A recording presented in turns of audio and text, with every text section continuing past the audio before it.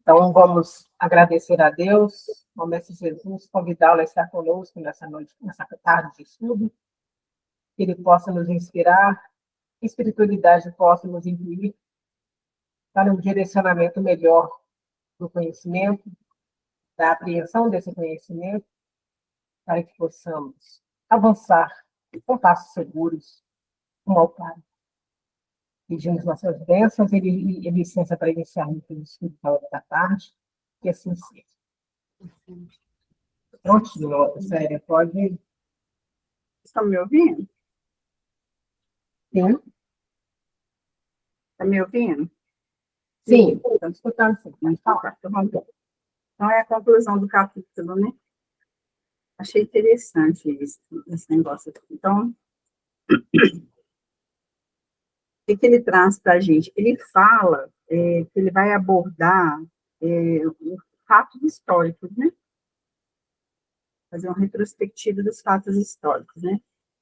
Então, ele fala assim, que a gente percebe muitos pontos merecedores de nossa atenção, principalmente as questões, apontamentos históricos, né?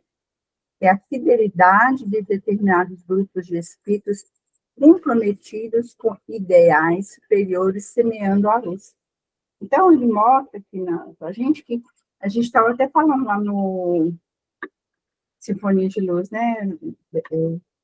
Ali, que como vai reencarnando determinados grupos de espíritos e como a espiritualidade manipula, né? Essa transformação, essa evolução do pensamento. Então, ele coloca... Manipula não, organiza, planeja. Manipula fica parecendo que está usando para benefício próprio, né? Organiza, né? Então, e a fidelidade desse grupo, deles se permanecerem no trabalho, independente de nós encarnarmos, né? Eles estão lá, fiéis no trabalho, mesmo que a gente nós mudemos, né? O grupo encarnado, né? E ele coloca assim, a cooperação mútua também, estabilidade, a equipe de trabalho e realizações. Então, tem essa cooperação mútua lá no plano espiritual conosco no plano físico, né? E essa meta... Aliás, não está passando, não. Não está passando, não. Ué, não mudou, não. Mas não. O que aconteceu? Não mudou, não. É que parou de compartilhar? Não, está compartilhado, só não está rodando. Ué. O que eu posso fazer que eu sei que é mais entendido no Você pode assunto? descompartilhar e recompartilhar. Em qual tela que você está?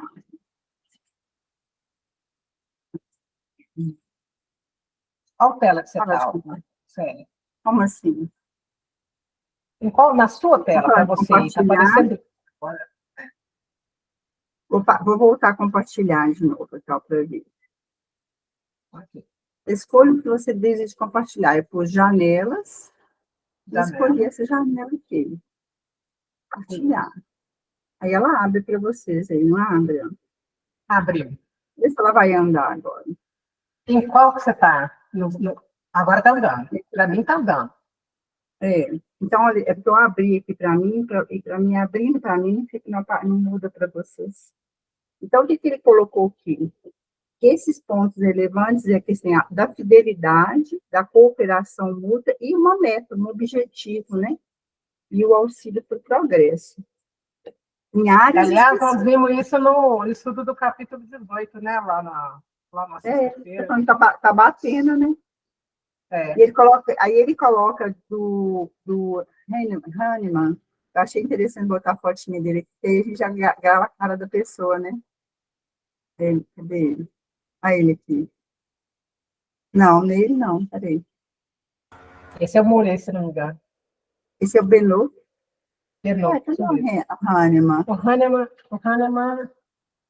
Olha, menina, eu pequei de não ter posto a carinha dele aqui. Aqui, ó, na minha tela. Então, eu pequei de não ter colocado a carinha dele aqui. Então, o Hahnemann, ele mandou uma mensagem no capítulo 9, no item 10 do Evangelho segundo o Espiritismo, né? E colocou assim: que o homem não se conserva vicioso, senão porque quer permanecer vicioso. Olha que interessante, né? Dá para ver um estudo dessa frase aí. Aí ele coloca assim, a medicina homeopática recomenda o espiritismo lhe será poderoso auxiliar, graças a ele, ela abandonará a tradição materialista que, portanto, retardou o desenvolvimento. E coloca assim também, o estudo médico está inteiramente ligado à pesquisa das causas e efeitos espirituais. Ele disseca os corpos e deve também analisar a alma. Ele está falando o que está faltando na medicina alopata, né? A gente sabe que isso já está acontecendo. Esse livro é antigo, não sei que ano que ele foi publicado, mas a gente já tem essa área da AME, né, que é a Associação Médica Espírita, né? As pessoas fazem esse intercâmbio com os problemas espirituais, com os problemas físicos. Célia, no meu aqui, ó, ele foi, a segunda edição foi em outubro de 2008. 2008, né? Mas ela não foi revisada, né? A primeira edição que importa. Ela não é revisada.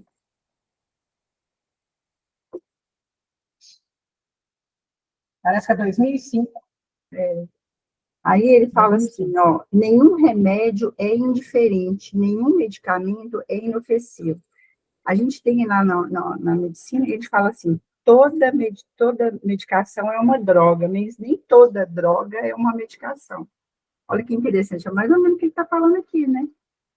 E nenhum remédio é indiferente. Tudo que você toma, ele vai ter um efeito colateral. Eu brinco muito com a minha mãe, assim, para de ler bula. E minha mãe é muito pressionável, né? E ela começa a ter os sintomas lá das reações as reações adversas do remédio, né? Então, mas é interessante, né? Toda medicação é uma droga, né? Só que a gente sabe, até na fitoterapia, né? Da passagem de pai para filho, mãe para filha, né? Eu aprendi muita coisa de remédio caseiro com a minha avó. Então, olha você ver, erva de Santa Maria, ela é boa para tratar vermes, né? Parasitas intestinais. Mas você tem que saber a dose que você vai preparar, porque senão você pode matar, né? Olha para você ver, salsinha. Salsinha é um tempero, mas você faz chá da raiz da salsinha é abortivo. Tanto é que eles não vendem a salsinha com a raiz, você já viram? A gente compra salsinha sem raiz. E quando o diagnóstico mal observado o faz dar fora do propósito, ele desenvolve os germes da moléstia que era chamada a combater. Então, ele pula, ele faz uma advertência, né, que tudo, quando a gente fizer um diagnóstico, a gente faz ele com muito critério, porque às vezes a gente pode estar mascarando uma coisa ao invés de estar curando, né? E às vezes acontece, por exemplo, com a alopatia, né? A alopatia dá, você está com dor de cabeça, aí te dá um analgésico, mas não sabe por que você está com dor de cabeça, né? Ah, eu estou com artrite reumatoide, né, Esther? Aí toma um analgésicozinho anti-inflamatório e vai paliar só, mas não vai tratar aquela artrite, né? No de fato, que causa ela, né? Por que tá, né? Tem aquele problema. Então, ele fala disso muito, muito. A gente viu muito isso na oncologia, né? Que trata câncer, que se você não tratar muito bem tratado, cercar, hoje em dia eles fazem um negócio chamado estadiamento da doença. Dá o diagnóstico, mas você faz uma série de exames para ver que nível que essa doença está, para você prescrever um tratamento, porque senão você vai só mascarar, né? A gente tem uma história muito clássica, que é com a tuberculose. Não sei se vocês ficaram sabendo, na época da guerra, tratou-se muita tuberculose. Os presídios ficou cheio de gente com tuberculose, né? E na Rússia, o pessoal começou a tratar de forma inadequada a tuberculose. Aí selecionou uma cepa que teve uma dificuldade enorme de tratamento depois, sabe? Então, olha que coisa que ele está falando aqui, que é uma coisa que procede, e a gente acha que a homeopatia não tem isso, mas tem também, né? Tem também, você precisa de olhar. Hoje, outro dia eu vi um estudo que a minha prima mandou para mim, sobre o boldo, né? O pessoal toma boldo assim, a bel prazer, não pode, porque o boldo tem uma substância que elimina, que se você tomar demais, você faz tem uma intoxicação que leva a um problema cardíaco. Olha, é um filtro parágrafo, né? Aí ele coloca assim: os espíritas devem iniciar os conhecimentos nos princípios fundamentais da ciência, a fim de os premunir contra as decepções que possam sofrer, quer da parte dos homens, quer da parte dos espíritos. Então, ele fala da importância do conhecimento também, porque ele vai falar no próximo capítulo sobre a questão da enfermidade, né? Então, às vezes, a gente fica achando, não conhece algumas coisas básicas e se decepciona com o tratamento, com o princípio daquela... Por que você está com aquela doença? Eu faço um mnemônico assim: da pessoa que vai no médico, o médico prescreve um tratamento, ela toma o remédio, mas não faz o tratamento. E quer ser curada, né? Ah, o médico mandou tomar esse remedinho, não adiantou nada, mas ele só mandou tomar um remedinho? Não, né? Mandou você fazer outras coisas e você não prestou atenção no que você estava fazendo, no que ele tinha te pedido para você fazer, né? Mas vai passar. Mas pediu uma palavra de novo. Ó. Isso aí é Lyon, né? É uma foto da cidade de Lyon. Lyon foi uma cidade muito importante na França, mais importante do que Paris, né? Porque Lyon, ela ficava numa região muito estratégica. Aqui a foto, aqui, né? Isso aqui é na época do Império Romano, na época desse povo aí, né? Um pouquinho depois de Napoleão e tudo. Aqui ele chamava de Gália, né? Essa região aqui era dividida por Gália, tá vendo? Aí ele fala muito da Gália Cisalpina nesse livro, né? Essa região aqui foi muito importante. E devido ao comércio, então Lyon ficava numa posição muito estratégica, todo mundo era obrigado a passar por ali. Então ele fala assim que há lugares como pontos de passagem obrigatórios. A cidade de Lyon, na França, né? Ela era uma convergência de estradas importantes no roteiro religioso e político, e tornando uma morada obrigatória para a nobreza, né? Os grandes pensadores teriam que morar lá por um tempo por causa dessa convergência das comunicações na França, né? E ele fala assim também, ó: o berço de Allan Kardec e Benoît Mouret, residência quase obrigatória da nobreza, que é aqui, né? Eu queria ter trago outras fotos de Lyon, a cidade é muito bonita, o povo fala só de Paris, né? Então, é tão cidade de luz quanto Paris é, né? Aí ele coloca, aqui é o nosso Kardec e o Benoît, né? Benoît era médico homeopata, né? Não sei se estou falando bobagem. É isso mesmo, entendeu? Deixa eu colocar aqui. Benoît Mouret. Aí ele fala também aqui que a igreja de Lyon não admitia a fé inoperante, também foi uma coisa muito importante. Como que a igreja lá foi importante nessa questão de ação, né, de trabalho com a comunidade, né? O cristianismo deveria se enriquecer de obras à maneira de fonte incessante de serviços redentores. Olha o pensamento da igreja de Lyon.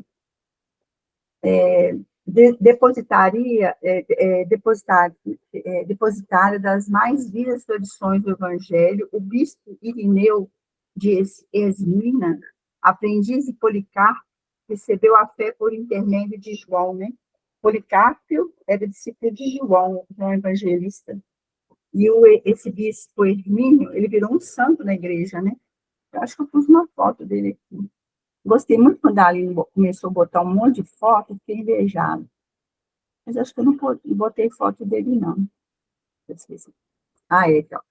Esse aqui é o bispo Irineu, que se tornou um santo lá na França, e esse aqui é o Policarpo, né? Que foi discípulo de João Evangelista, né?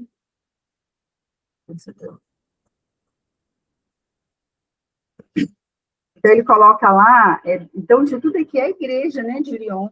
E a gente falou lá no coral, né, Aline, a importância da França como um marco de mudar muitos procedimentos a nível artístico, cultural, religioso no globo, né? Aí, em seu círculo de profunda iluminação espiritual, achava-se quase intacto o espírito piedoso da comunidade de Jerusalém. Olha que interessante, eles falam que muitas pessoas que reencarnaram na França era a comunidade de Jerusalém. Ó, tá vendo os espíritos que vieram, né?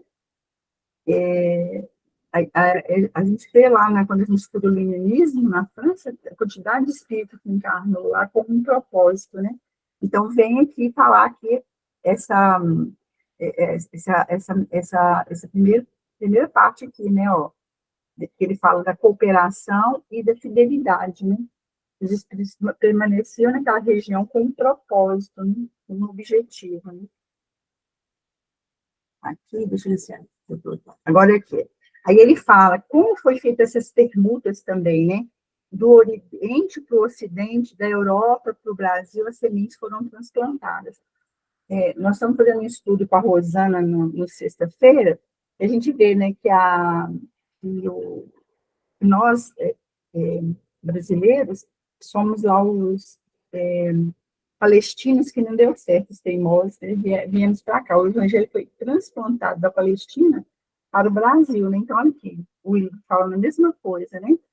Do Oriente para o Ocidente, da Europa para o Brasil, né? Novos Horizontes, que é a colônia espiritual que fica em cima de Belo Horizonte, é a cidade espiritual acima da cidade de Belo Horizonte, né? Fala assim, os espíritos que idealizaram os rumos históricos de Minas Gerais já observaram experiências marcantes no pretérito remoto e próximo, lutas do Império Romano na Gália Cisalpina e da França, fase renascentista e napoleônica, vieram para cá, para Minas, né?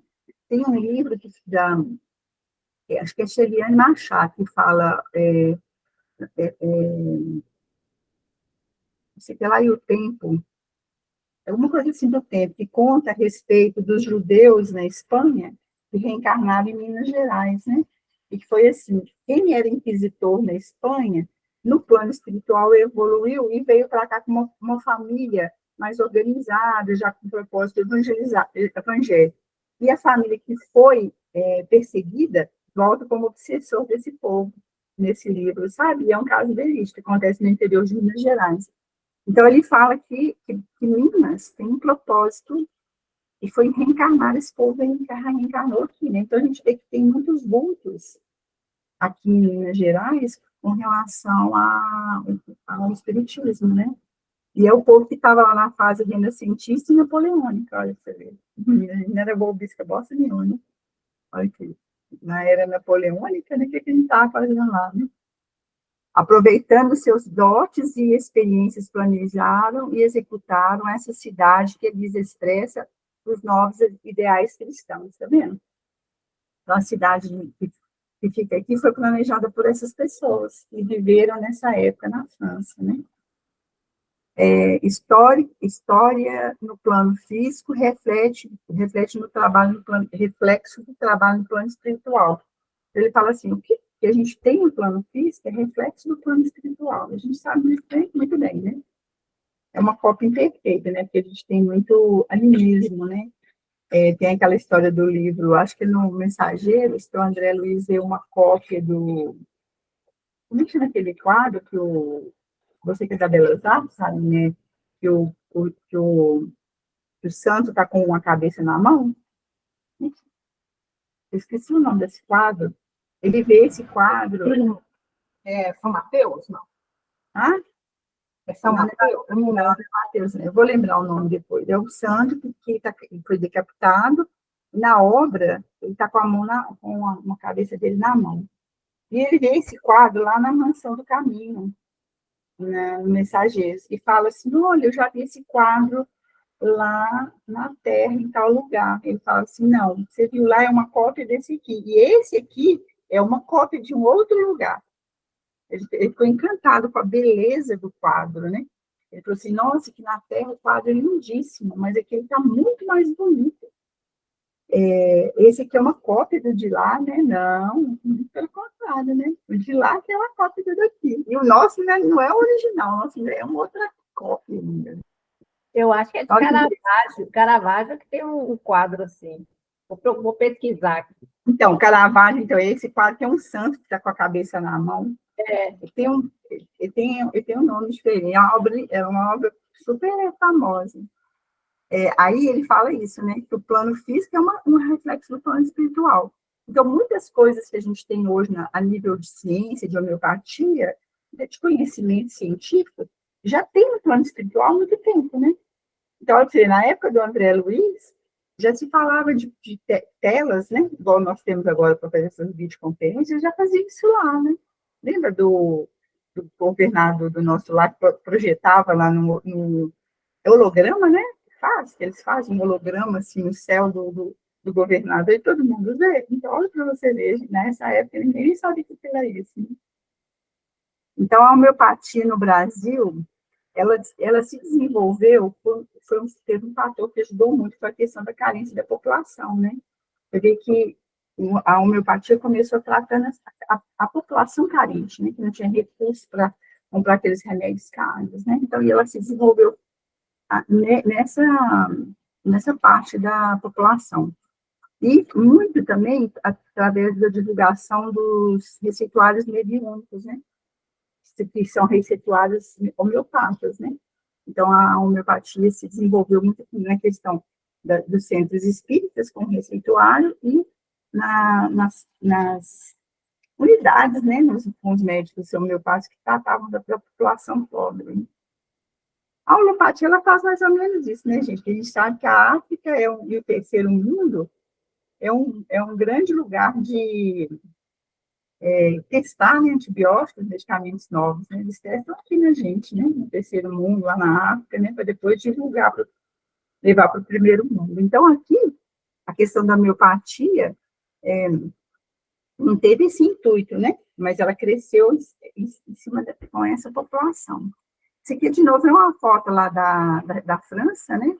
Essa daqui é a foto da região da época do Império Romano, ó. Então, aquela região da Gália também pegava toda essa parte aqui vermelha aqui de cima, tá vendo? Essa parte aqui de cima, toda essa parte que tem a Espanha, a França, a Alemanha, a Itália, que era chamada de Gália, né? Aqui é a Itália,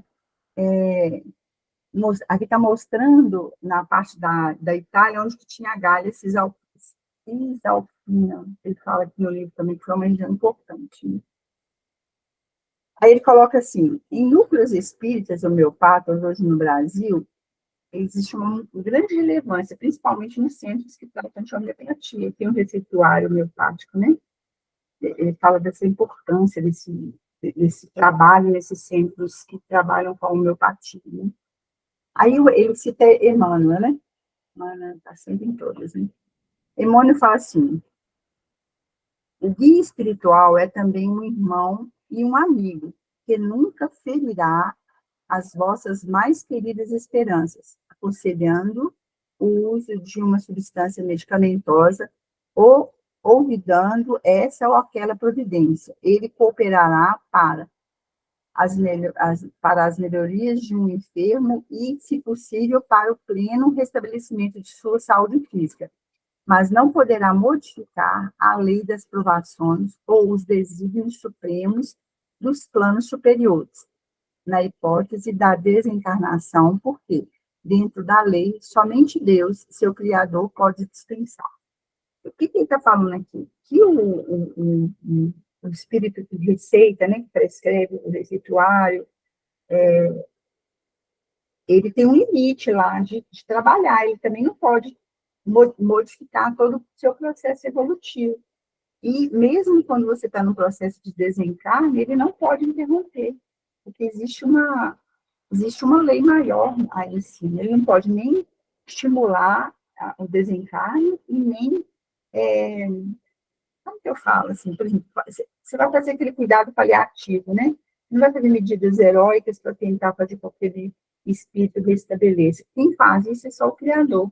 Exemplo, o Chico, quando estava prestes para falecer, quem aumentou o prazo dele não foi um espírito receptista, né?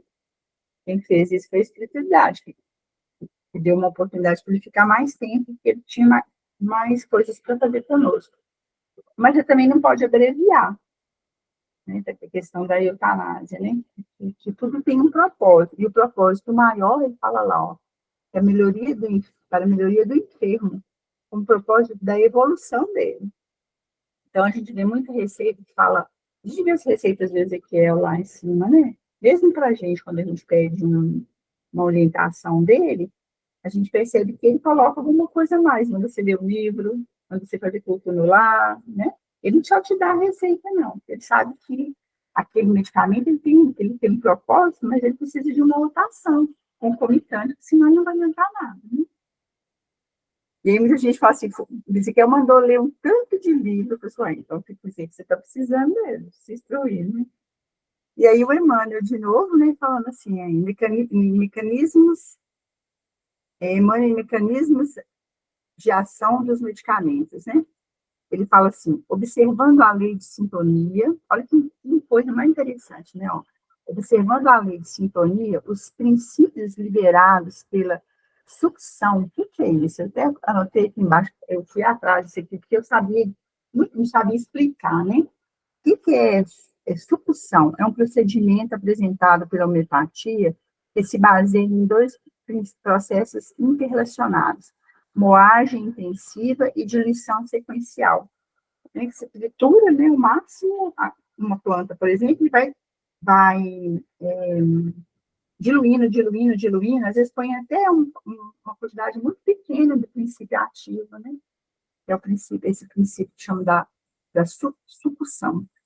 Ele fala assim, observando a lei de sintonia, os princípios liberados pela sucção, se bem receitados pelo terapeuta a seu paciente, penetram com facilidade a estrutura mais essencial do indivíduo, como infracorpúsculos ou em linhas de forças do mundo subatômico, que dizem respeito às unidades específicas em experimentação para a reposição de estruturas danificadas ou estímulo a reações determinadas no cosmos organizado de manifestação do ser. Gente, olha o que ele falou, tudo que a gente estudou lá no mecanismo, né? Olha aqui, pela questão da sintonia, aquele princípio ativo do remédio, ele vai atuar lá na célula, né? Vai lá na célula, na estrutura, ele vai infracorpúsculos, tá vendo? Vai atuar lá nas linhas de força, na parte atômica da célula, para revitalizar, né? É como se a gente estivesse dando um passo na célula, né? Levando energia para ela. Olha que interessante que ele coloca isso aqui. E ele coloca uma coisa que eu achei muito interessante. Aqui, ó, ele fala assim, ó, se bem receitados, né? Você tem que saber o que você está fazendo. Porque se você sabe avaliar e sabe receitar, você vai ter esse efeito aí. A cura subatômica, lá na menor partícula do ser, né? A questão energética dessas células, né? Ele fala assim, a homeopatia sofreu e ainda sofre os mesmos embates vivenciados por Mesmer com o magnetismo animal. O resultado favorável de sua ação permanece insuficiente para muitas frentes científicas. Hoje não é mais vista como modismo, é uma realidade. Antigamente a homeopatia era vista como moda, né? Como que, virou moda agora, tomar remedinho, né? Agora não, a gente sabe que a homeopatia virou uma coisa séria, tanto é que a gente tem muitas farmácias de manipulação aí hoje, né?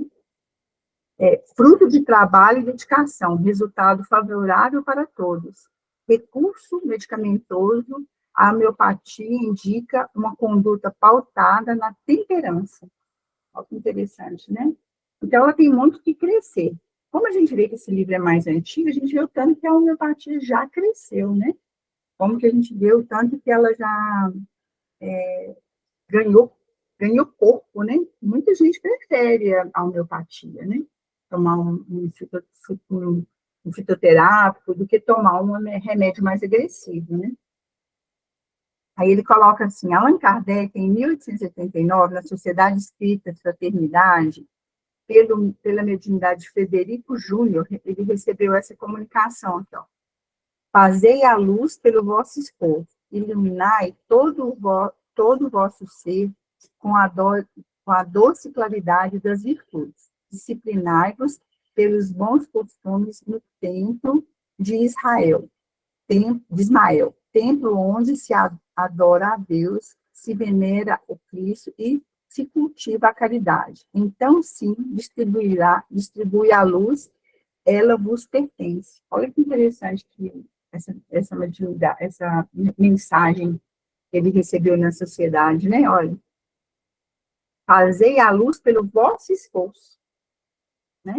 Iluminai todo o vosso ser com a doce claridade das virtudes, né? Disciplinai-vos pelos bons costumes na terra, que o templo de Ismael é a terra, né? Templo onde se adora a Deus, se venera o Cristo e se cultiva a caridade. Então, quer dizer, a oportunidade da reencarnação ela é muito importante para nós, né? E mesmo acho que quem está desencarnado também está sendo instruído no plano espiritual, né? Ninguém também pode achar que só quem está encarnado tem essa vantagem, né? Hahnemann, em 2001, no Grupo Espírita da Bênção, em Mário Campos, Minas Gerais, pelo médium Wagner Gomes da Paixão, mandou essa mensagem aqui para nós, que é do final do livro, né? Ele fala assim, não há dúvida, o Espiritismo é a resposta do céu às agruras do mundo em desordenação progressiva. Através dele, os céus articulam forças, reordenam os elementos que vigem por dentro da criatura, a fim de que ela possa projetar-se para o infinito, sem as amarras pseudo-religiosas constituídas da sagacidade política do vosso orbe.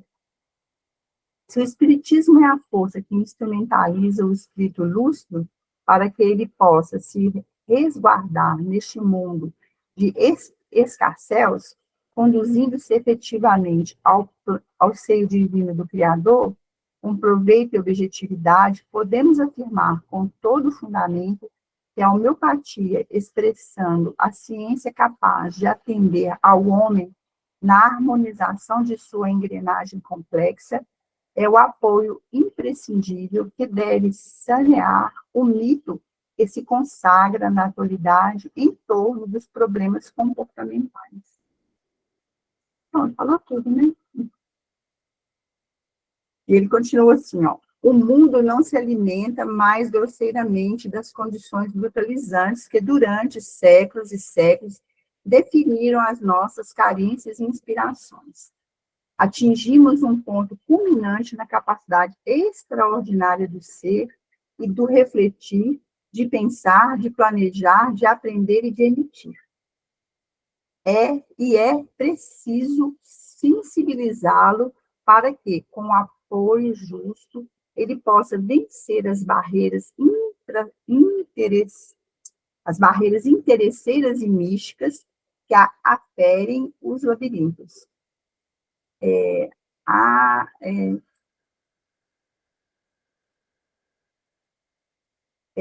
fala assim, que nós obtemos, nossos habitantes, né, possa viver com mais harmonia, trabalhando efetivamente pela paz nos séculos vigentes, destacando as possibilidades da criatura ante as forças dinâmicas do universo de Deus. Né? Que nossos testemunhos e que nossas melhores vibrações dinamizem o trabalho da consciência para o mundo em alegando as estruturas saudáveis que nele habitam, possa viver com mais harmonia, trabalhando efetivamente pela paz. É interessante a mensagem do Hahnemann, né? Ele faz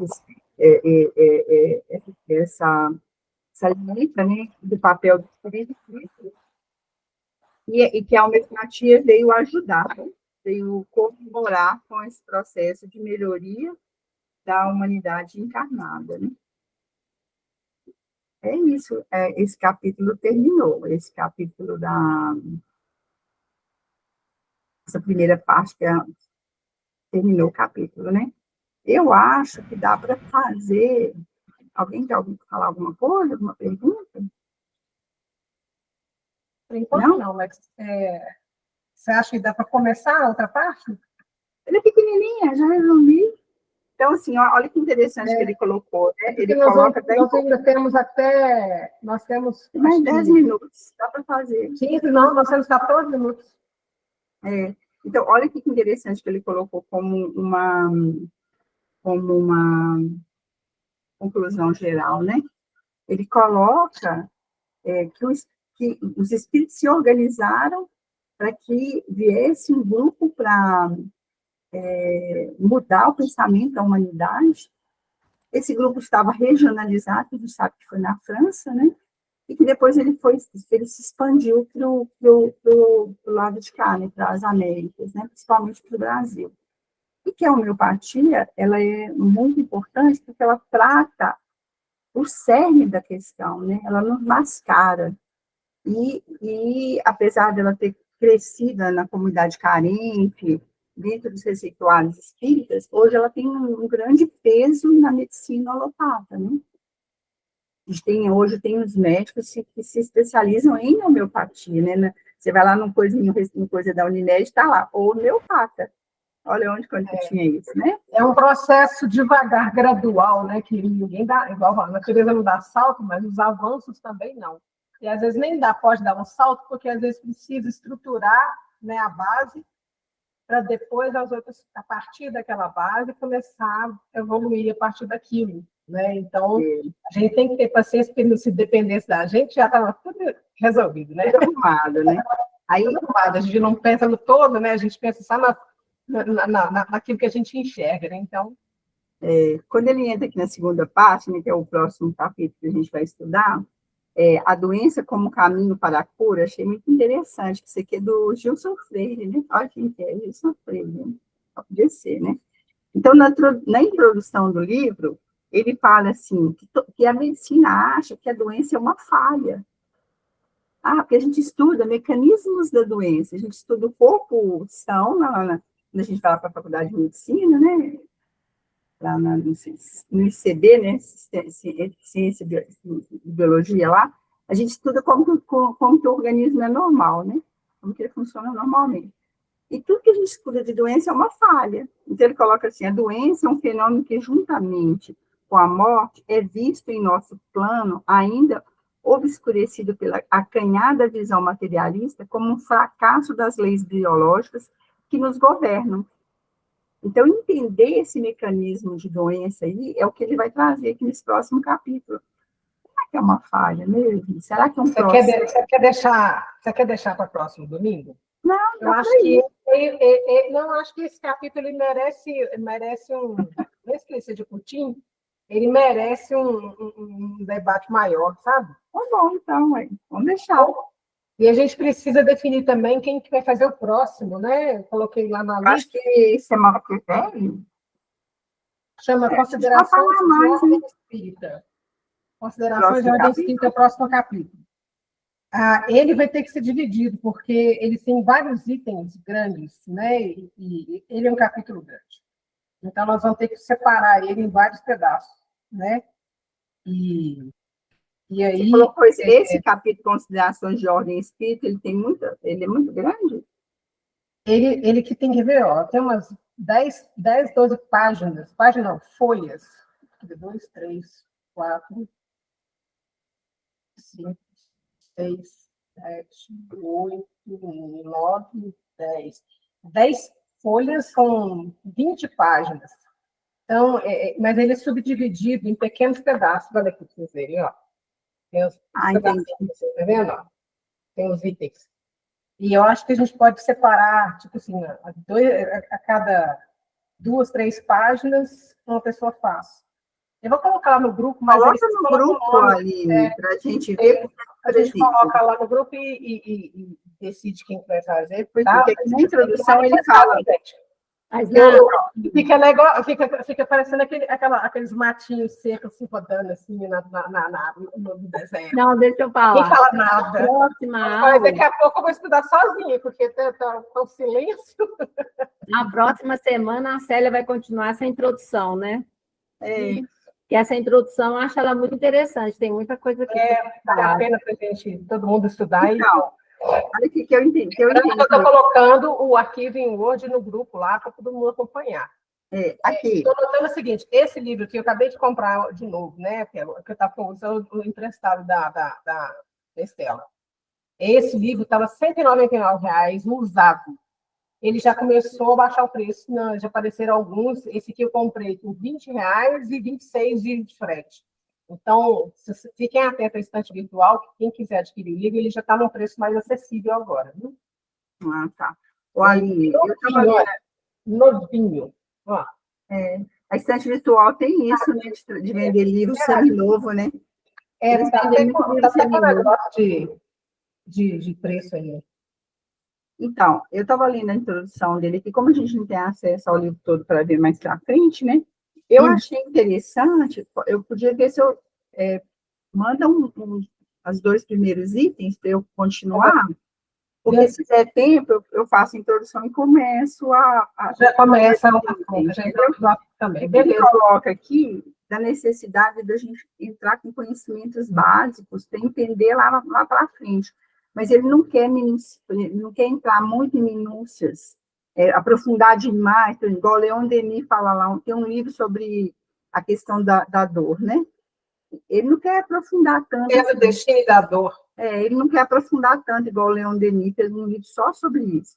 Mas vai reinventar a roda, não. Você já tem o livro publicado, para que vai ficar reprisando um assunto que outra pessoa explanou? Ele fala que quer só relembrar, né? Que seja muito diferente, né? Ele quer só relembrar princípios básicos para a gente entender mais para frente. Beleza. Eu vou digitalizar as primeiras partes, as 4 primeiras páginas desse próximo capítulo e te passo. Mas, de qualquer forma, gente, dá uma manifestada lá, quem pode fazer o quê, viu? Eu vou viajar, né? Eu vou no dia 29, eu viajo, volto dia 13. Aí eu vou ver o que vai faltar, que aí eu vou poder fazer. Você vai viajar 29 de outubro? 29 é agora, de outubro. Então, o próximo domingo você vai estar, mas no outro você não vai estar, é assim? Não, vou estar lá no Rio, mas lá no Rio, não. Nesse próximo domingo, eu estou aqui ainda, dia 26. Só no outro que eu não vou estar, porque lá não dá para acompanhar nada, porque o Raul não deixa. Ele vai querer participar. Nem no dia 2, nem no dia 9 de novembro que você vai estar. Você só vai estar no dia 16. Vou estar dia 16. Se Deus quiser. Volta dia 13, está muito em cima também para preparar. Beleza. Eu vou colocar os itens dos capítulos lá, de página tal, tal página, e aí vocês escolhem qual que vocês vão querer fazer, tá bom? Alô. Então, mas 26 e 2 pode ser só eu que vou fazer, né? A próxima pessoa vai fazer só do dia 6. As gravações lá, porque esse outro capítulo é muito interessante. Esse que você vai estudar. Eu vou colocar a lista lá, vocês colocam os nomes de quem que vai fazer o quê, tá? Não esquece disso. O Betinho está me deixando tonta. Fica quieta. Ô, Beth, aproveita e faz a prece para a gente aí, para a gente encerrar. Obrigada, viu, Célia? Ficou ótimo o seu estudo, está ficando ótimo. Vamos esperar o próximo. Vai lá na cozinha, filho? Então vamos. Tá andando na casa dela. Não, agora está sentado.